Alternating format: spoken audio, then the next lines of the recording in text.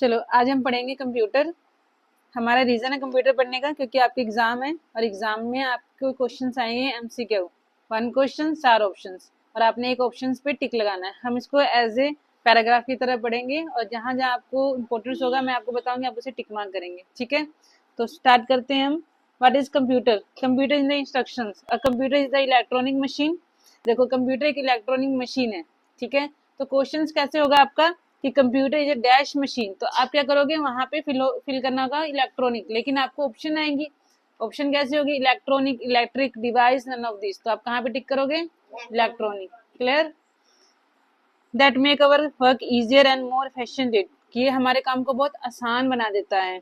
It accept data and instruction from the users. ये users के दिए हुए डाटा के हिसाब से काम करता है। इट मीन्स कि आप लोग हो गए यूजर्स और वो होगी एक मशीन। हार्डवेयर, सॉफ्टवेयर और यूजर्स को मिला के ही कंप्यूटर यूज किया जा सकता है। जैसे कि मान लो आपका कंप्यूटर है जिसे आप टच कर सकते हैं, वो क्या हो गया? हार्डवेयर। ठीक है, और उसके अंदर जो सॉफ्टवेयर है वो क्या हो गया? सॉफ्टवेयर, जिसे हम टच नहीं कर सकते। अगर एक ह्यूमन होगा तो वो उसे यूज करेगा, उसे कोई इंस्ट्रक्शन देगा तभी तो वो आगे काम करेगा। तो काम उसे इंस्ट्रक्शन कौन देता है? उसका यूजर। क्लियर? आगे देखो, process that in as per the given instruction and approve the result as output. हमारा जो कंप्यूटर है ना, ध्यान से दो, सबसे पहले होता है इनपुट। ठीक है, उसके बाद होता है प्रोसेस। ओके, उसके बाद होता है आउटपुट। देखो, अगर हम कंप्यूटर को कोई इनपुट देंगे, जैसे कीबोर्ड या माउस से आप क्लिक करोगे या कीबोर्ड से कोई चीज टाइप करोगे, तो वो हो गया हमारा इनपुट। और जब प्रोसेस, वो जब सीपीयू के अंदर एंटर करेगा तो वो क्या करेगा? प्रोसेस करेगा। और जब वो आपके मॉनिटर पे शो करेगा तो वो क्या होगा? आउटपुट। उसे बोलते हैं रिजल्ट। अगर मान लो आप एक्सेल पे काम कर रहे हो, 2+2 दिया आपने, आपने वहां पे 2+2 दिया है ना, आपने अपना कीबोर्ड से एंटर किया और उसके बाद रिजल्ट क्या आता है? 4 ना। अगर हम ये वाला फॉर्मूला यूज करेंगे तो वहां पे आंसर क्या आएगा? 4। वो क्या होगा? 4 आउटपुट। समझ में आया? इनपुट जो हम कीबोर्ड और माउस से इंस्ट्रक्शन देते हैं वो आउटपुट, जो मॉनिटर पे आपको रिजल्ट देता है वो आउटपुट। ये ध्यान रखना, एग्जाम में आता भी है। आगे देखो, processing the reference to the working on a data according to the instructions given.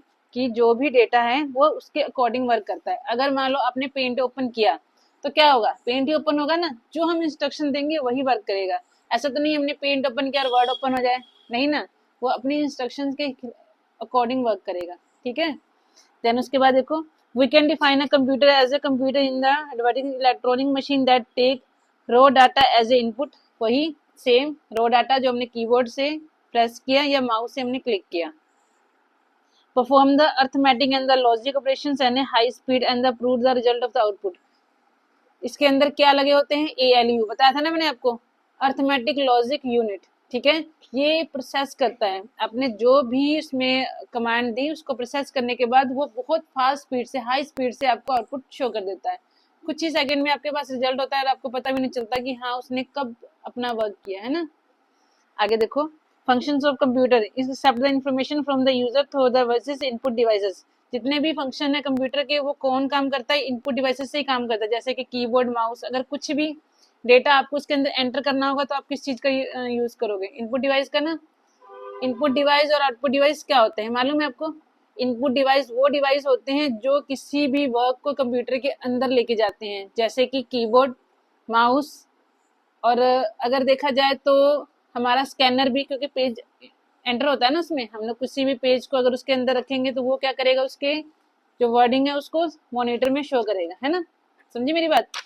अगर स्पीकर की बात की जाए तो वो आउटपुट होगा। क्यों? क्योंकि उसमें से आवाज बाहर की तरफ जाती है। एक इजी एग्जांपल देके समझा रही हूँ मैं आपको, समझ में आया?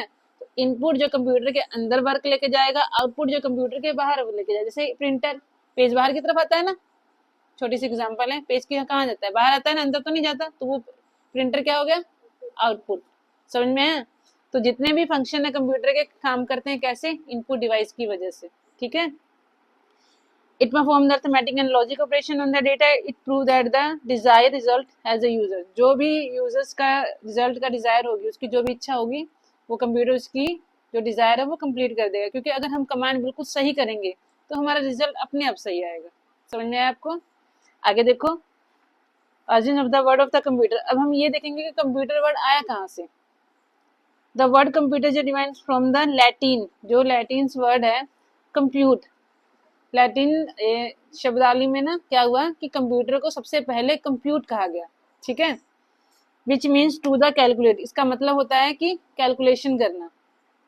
It is a beginner computer was computer were used only for calculations, computer सबसे पहले किसके लिए काम होते थे, सिर्फ कैलकुलेशंस करने के लिए काम होते थे, क्योंकि पहले एमएस वर्ड नहीं था ना, ये एमएस वर्ड एक्सेल वगैरह नहीं होते थे, कोडिंग के बेसिस पे जो कंप्यूटर थे वो यूज किए जाते थे, तो उसका काम क्या था, कैलकुलेशंस का काम था। With in the development of the electronic computer have a now become all rounder machine, उस टाइम के जो कंप्यूटर है आज के टाइम पे ऑल राउंडर कंप्यूटर है। ऑल राउंडर कंप्यूटर क्यों है कि अगर आप इसे एक इंस्टीट्यूट में यूज कर रहे हो तो ये आपको पढ़ाने के लिए काम कर रहा है, अगर ये किसी हॉस्पिटल में है तो हॉस्पिटल का रिकॉर्ड रखने के लिए काम हो रहा है, अगर यही कंप्यूटर अगर हमारे किसी छोटे मोटे ऑफिस वगैरह में है तो ऑफिस का काम कर रहे हैं, तो ये एक ऑल राउंडर मशीन है, ठीक है।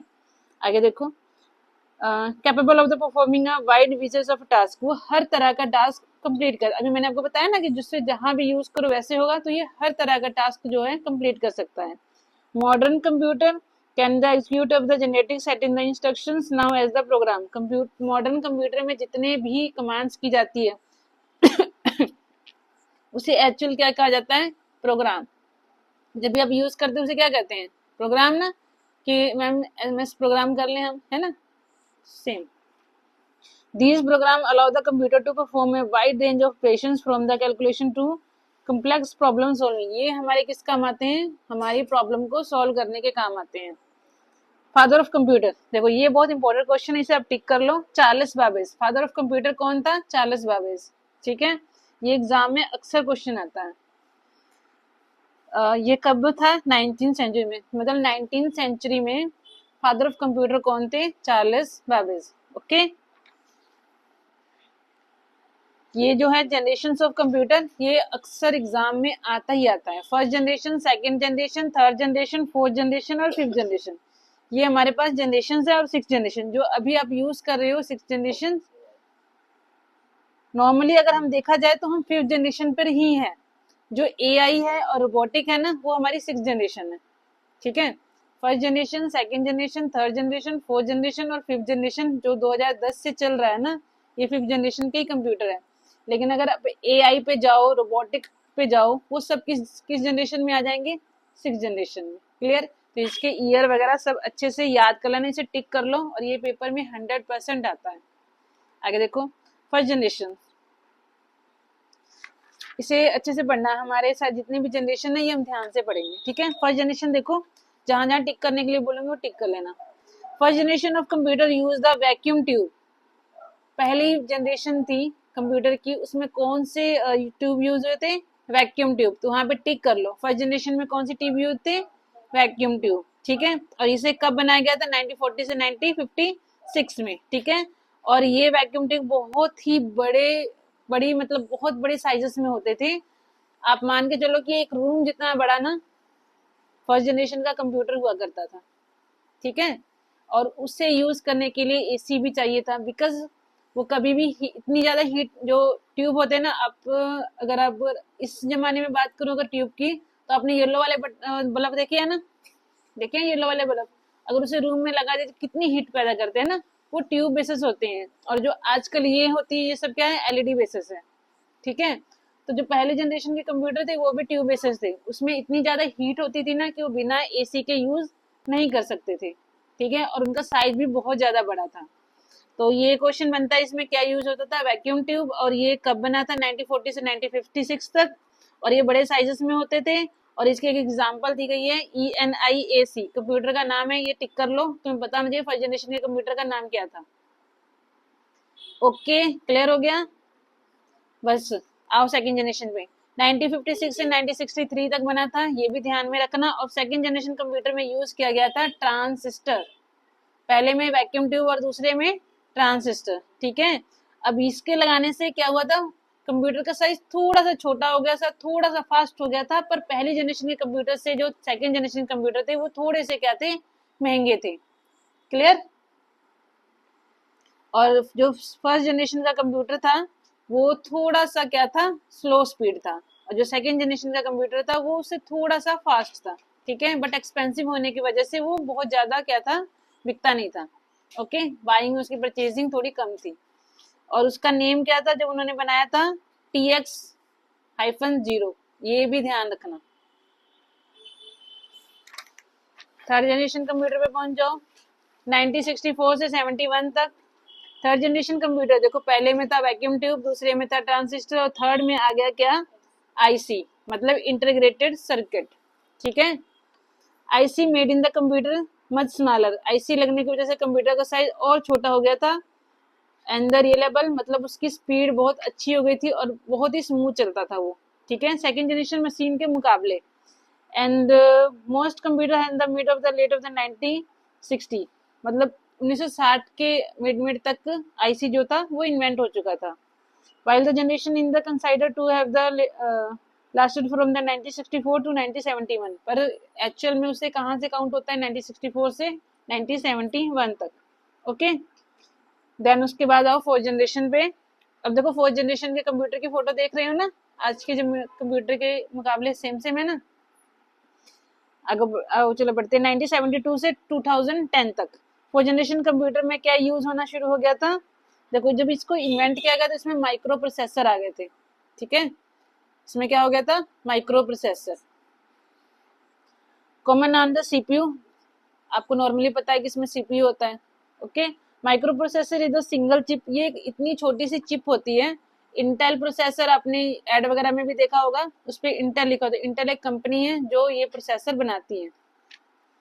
Along with the devices and the integrated circuit made a computer much in the smaller, faster and more efficient than in the previous generation. पुरानी जनरेशन के मुकाबले ये बहुत ज़्यादा तेज चलते थे और थोड़े फास्ट हो गए थे और बहुत ही ज़्यादा क्या थे? स्मूथ थे चलाने में। The development also in the made in the possible of computer to fit on the desk. अब पहले जनरेशन के कंप्यूटर एक रूम में फिट होते थे और फोर्थ जनरेशन के कंप्यूटर आपके एक टेबल पे भी आने लग गए थे। ठीक है, जब फर्स्ट जनरेशन, सेकेंड जनरेशन और थर्ड जनरेशन था तो इसमें क्या हुआ कि एसी का यूज होता था, लेकिन फोर्थ जनरेशन के कंप्यूटर आने के बाद एसी का यूज बंद हो गया था। समझ में आया?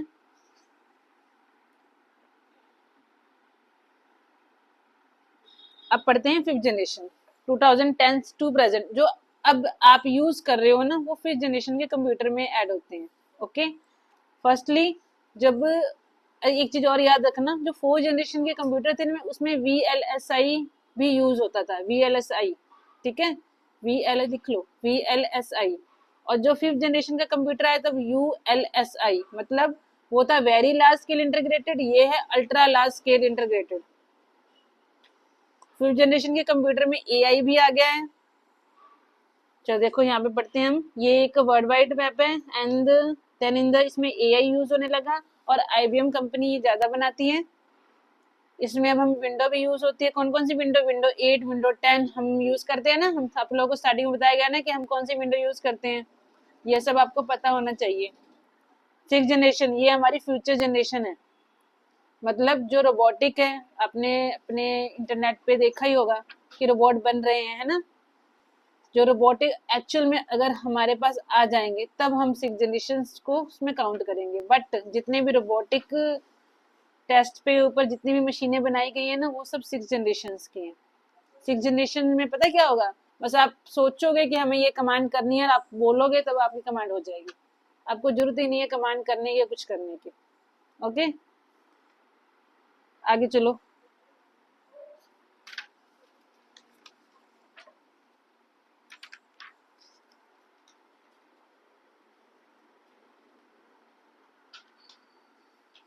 फिलहाल आज के लिए इतना ही बहुत है। ये आप पढ़ के आना, फिर बाकी कल देखते हैं। बहुत है, बंद करो, एक चैप्टर बंद कर दो। कितने मिनट